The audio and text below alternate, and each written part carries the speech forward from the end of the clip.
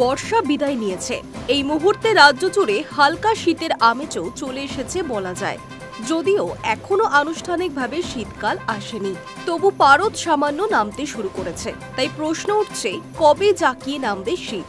আলিপুর আবহাওয়া দপ্তরের পূর্বাভাস, কনকনে শীত পড়ার আগে ফের বৃষ্টি হবে।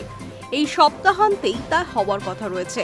ইঙ্গিত মিলেছে রাজ্যের বেশ কয়েকটি জেলায় বৃষ্টি হতে পারে।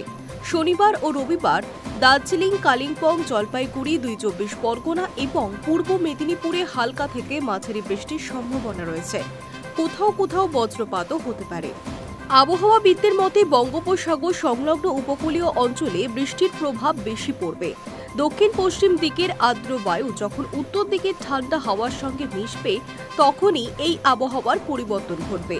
এর ফলে সপ্তাহান্তে রাজ্যের কিছু এলাকায় মেঘলা আকাশ, বৃষ্টি ও বজ্রপাত দেখা দিতে পারে। উত্তরবঙ্গে শুক্রবার পর্যন্ত আকাশ পরিষ্কার থাকবে। আবহাওয়া মূলত শুষ্ক, যদিও দিনের তাপমাত্রায় তেমন পরিবর্তন হবে না, তবে সকাল ও রাতের দিকে হালকা ঠান্ডা অনুভব করা যাবে। দক্ষিণবঙ্গেও শুক্রবার পর্যন্ত বৃষ্টির সম্ভাবনা নেই।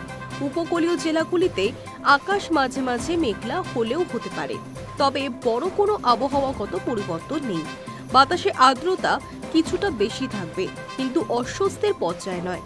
গোটা রাজ্য জুড়ে সকালের দিকে কিছু এলাকায় হালকা কুয়াশা এবং রাতের দিকে শিশির পড়ার সম্ভাবনা থাকলেও আপাতত বড় কোনো তাপমাত্রার হেরফের নেই বলেই জানিয়েছে হাওয়া অফিস। আগামী সোমবার কালীপুজো, ওই সময় বা সপ্তাহে বৃষ্টির তেমন সম্ভাবনা নেই, বরং কিঞ্চিত ঠান্ডা অনুভূত হতে পারে বেশ কিছু জেলায়। এই পূর্বাভাসে আশ্বস্ত হচ্ছে বঙ্গবাসী।